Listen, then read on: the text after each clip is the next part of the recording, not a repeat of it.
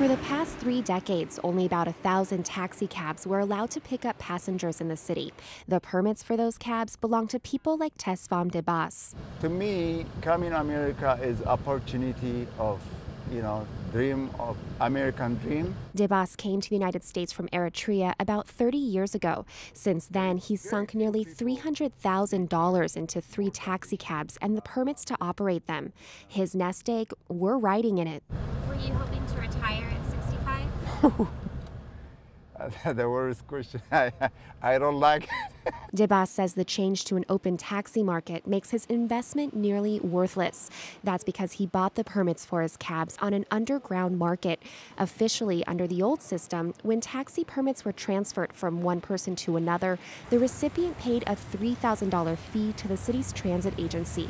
But the limited supply of permits gave rise to a secondary market where they were going for as much as $150,000. That unofficial system ends tomorrow, slashing the value of Debas's 3 permits. Of course, business is risk, I know that. I didn't expect to destroy people, the city like that. Debas and some 400 taxi cab owners currently hold all of the city's permits. They say the city's hands-off approach over 3 decades gave them no indication the underground permit market was unsanctioned. Debas says he would have finished his chemistry degree if he'd known just how risky his investment was. My main concern to raise my kids, to be a good citizen, kids, to be well educated, to help the country, not to destroy them, throw them on the curb. I never think about it, but that's what happened right now. Debas says the city's decision means his nest egg is gone. Well, that was a result of a business model that they created. The city didn't really give them direction one way or another about trading under the table on these permits. Councilwoman Marty Emerald pushed to open the taxi market in an effort to help drivers who lease cabs from permit holders like Debas. A San Diego State study found many of them were earning less than minimum wage. Emerald expects those to be the people who will snap up the new permits.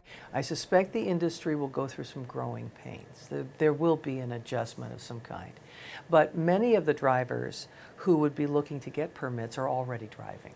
But permit holders worry the market will become oversaturated with new drivers.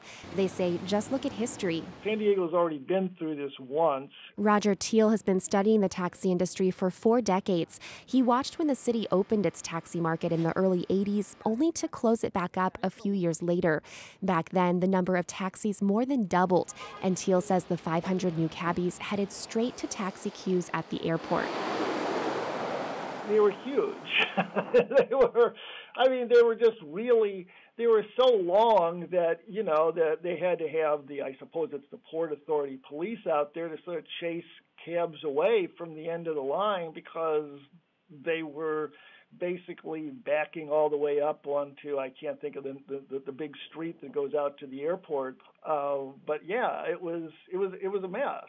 But a few things have changed since then. For one, the airport now has its own cap on the number of taxis allowed to pick up passengers. The airport is a big moneymaker for cabbies, and a closed market there could dissuade drivers from getting into the taxi business. And then there's the smartphone-based car services Uber and Lyft. Transportation experts say the real threat to traditional taxi owners is a market shift toward that kind of door-to-door model. The question, though, becomes, can taxi operators replicate what Uber and Lyft are doing? As the meter ticks up to $37, I asked Debas what he's doing to prepare for the new open market. Nothing. I will see what it's going to be. The only thing I'm going to wait. Several cab owners and their representatives have asked the courts for an injunction on efforts to open the taxi market. Meanwhile, more than 700 drivers have told the city they plan to apply for their own permits starting tomorrow. Megan Burks, KPBS News.